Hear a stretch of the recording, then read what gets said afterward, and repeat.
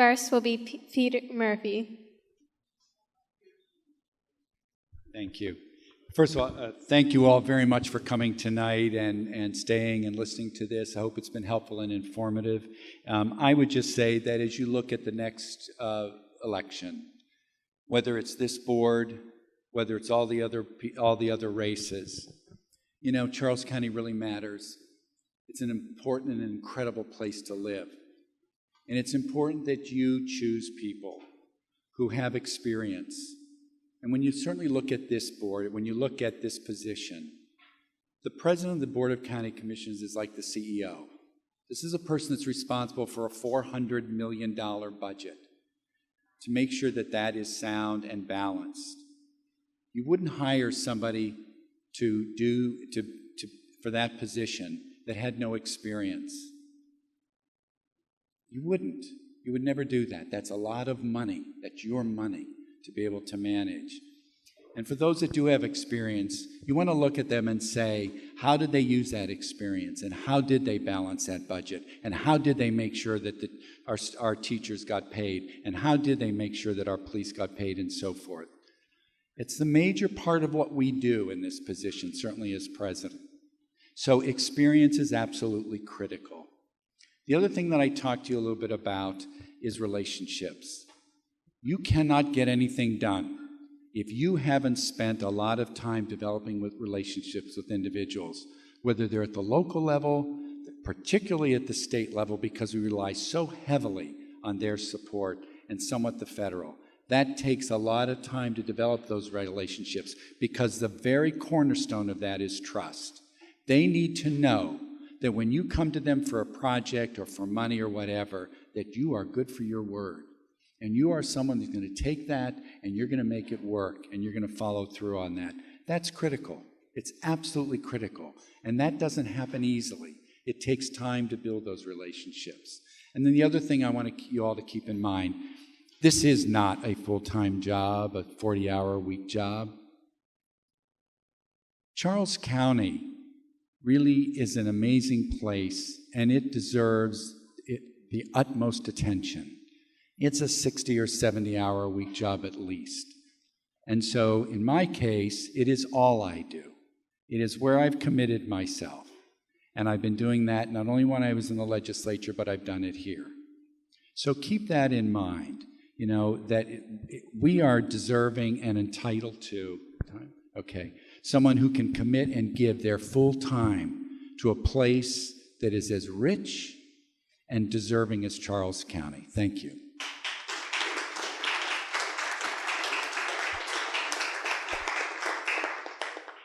Next is Reuben Collins.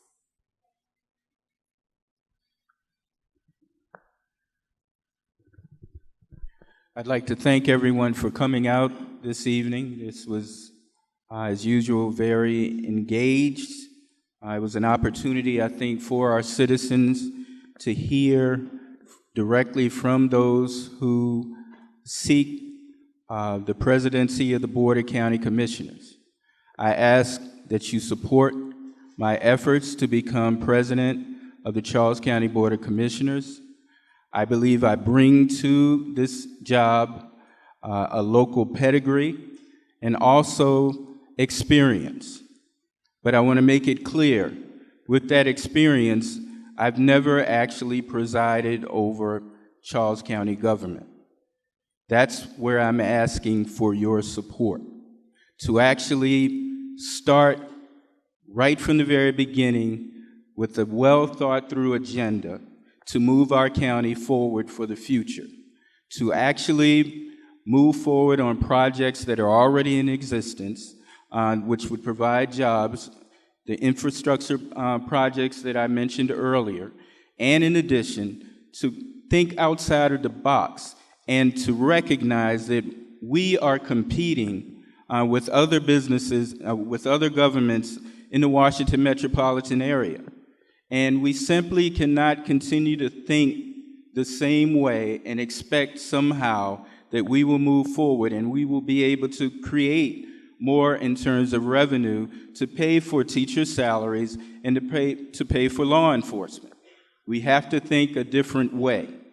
We have to recognize that the future will require broad and very aggressive thinking for the future. And the final thing I'd like to say, as a community, we need to be consistent in our approach. Too often in our community, we look at potential projects and then we allow ideas that could provide for our future to unravel, and then we do nothing in the future. And so I thank you for allowing me this opportunity to speak today, and I ask for your support. Vote for me, Reuben Collins, President of the Board of County Commissioners. Thank you.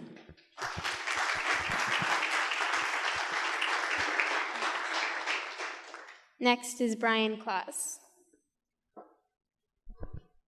Thank you, Faith. I ask for your vote in early voting and on June 26th to be your next Commissioner President. I love Charles County. I am Charles County.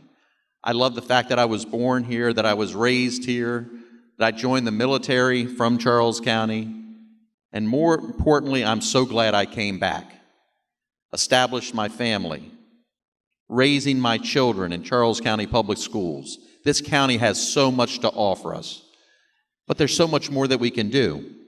I'm focusing on quality of life, protecting our environment, and providing economic empowerment to all of our residents.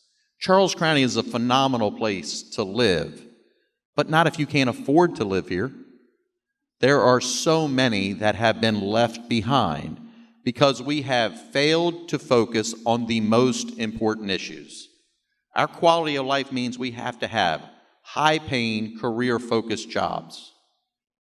We must always protect our environment.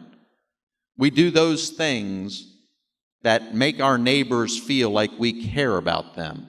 I'm running for your next Commissioner President because I care about each and every one of those things.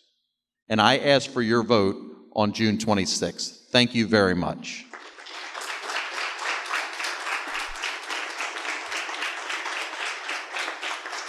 Last will be Henry Thompson. I was waiting throughout the night hoping that one of the questions might pop up in relation to the airport. Our Maryland airport that we have is similar to many other small airports throughout the state of Maryland. However, due to the management that those other small airports received, they create hundreds of jobs in their little areas that they have. Our Maryland airport there at the corner of Bumpy Oak Road and Livingston Road has a big problem with the zoning that's around it. So it's kind of encompassed, it's not able to expand, and our airport is unlike most of the others in the state. It only produces about 6 jobs in that area. However, when the tech park was supposed to be across the street from it there, just to the southwest of where the airport is located, some sewer and water lines were built in that area using your taxpayer funds. Along Livingston Road, you can see fire hydrants and some other pipes and things coming out of the ground. However, none of that was put to use because it was originally intended for the tech park. The tech park didn't come to fruition, so the pipes were left there.